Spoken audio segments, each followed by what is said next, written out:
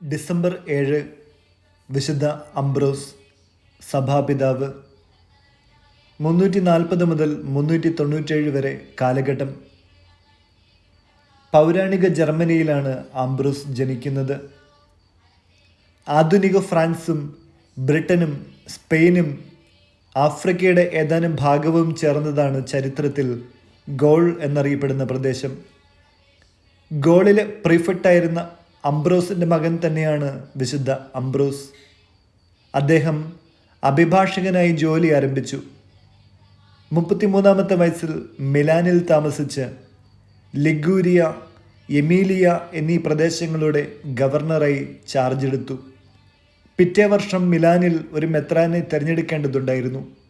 ആര്യൻ പാഷണ്ഡികളും കത്തോലിക്കരും തമ്മിൽ പുതിയ മെത്രാൻ്റെ തിരഞ്ഞെടുപ്പിനെപ്പറ്റി തർക്കമുണ്ടായപ്പോൾ സമാധാനപരമായി തിരഞ്ഞെടുപ്പ് നടത്തുവാൻ ഗവർണർ അംബ്രോസ് ഉത്ബോധിപ്പിച്ചു. തത്സമയം ഒരു ശിശു അംബ്രോസ് തന്നെ മെത്രാൻ എന്ന് വിളിച്ചു പറഞ്ഞു. കുട്ടിയുടെ ആഹ്വാനം ജനങ്ങൾ ഉറക്കെ പിന്താങ്ങി. ഞങ്ങൾക്ക് അംബ്രോസിനെ തന്നെ മെത്രാനായി വേണം. അങ്ങനെ 374 ഡിസംബർ 7 അംബ്രോസ് ജ്ഞാനസ്നാനവും പൗരോഹിത്യവും മെത്രാഭിഷേകവും സ്വീകരിച്ചു. അദ്ദേഹം തൻ്റെ സ്വത്ത് മുഴുവനും ദരിദ്രർക്കും തിരുസഭയ്ക്കുമായി നൽകി. എല്ലാ ഞായറാഴ്ചകളിലും അംബ്രോസ് മിലാൻ കത്തീഡ്രലിൽ പ്രസംഗിച്ചിരുന്നു. നിഖ്യാ സൂനഹദോസിൻ്റെ പ്രഖ്യാപനങ്ങളെയാണ് അംബ്രോസ് തൻ്റെ പ്രഭാഷണങ്ങളിൽ എടുത്തു പറഞ്ഞത്.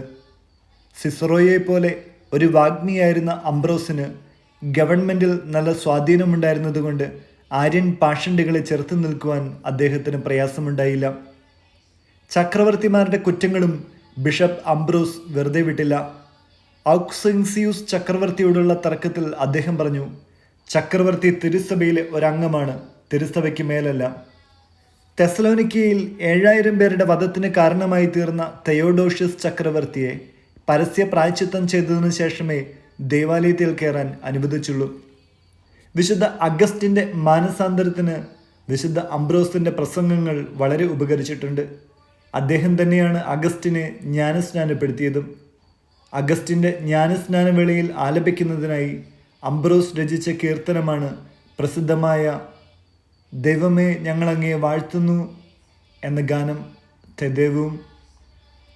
വിശുദ്ധ ഗ്രന്ഥം, പൗരോഹിത്യം, കന്യാത്വം മുതലായ വിഷയങ്ങളെപ്പറ്റി ഈടുറ്റ ഗ്രന്ഥങ്ങൾ അദ്ദേഹം രചിച്ചിട്ടുണ്ട്. പല ഗാനങ്ങൾ അദ്ദേഹം എഴുതിയിട്ടുണ്ട്. അംബ്രോസിയൻ കീർത്തനങ്ങൾ പ്രാചീന കാലങ്ങളിൽ തന്നെ പ്രസിദ്ധമായിരുന്നു. മിലാനിൽ അംബ്രോസിയൻ എന്ന പേരിൽ ഒരു റീത്ത് തന്നെയുണ്ട്. അംബ്രോസിയൻ ഗാനങ്ങളാണ് അതിൻ്റെ പ്രത്യേകത. അംബ്രോസിയൻ സന്യാസ സഭയും അദ്ദേഹത്തിൻ്റെ നാമത്തിലുണ്ട്. ഒരു രാജ്യത്തെ ഗവർണർ ഭക്തനായ ഒരു മെത്രാനായി മാറുക കൃപാവരത്തിൻ്റെ ശക്തിയാണ് പ്രദ്യോതിപ്പിക്കുന്നത്. വചനം യാക്കോബ് എഴുതിയ ലേഖനം 2-ാം അധ്യായം 13-ാം വാക്യം. കാരുണ്യം കാണിക്കാത്തവൻ്റെ മേൽ കാരുണ്യരഹിതമായ വിധിയുണ്ടാകും, എങ്കിലും കാരുണ്യം വിധിയുടെ മേൽ വിജയം വരിക്കുന്നു. വിചിന്തനം. ദൈവാനുഗ്രഹങ്ങൾ ലഭിക്കുന്നത് ഉറങ്ങുന്നവർക്കല്ല, ജാഗരിച്ച് അധ്വാനിക്കുന്നവർക്കത്രേ. വിശുദ്ധ അംബ്രോസിൻ്റെ വാക്കുകൾ.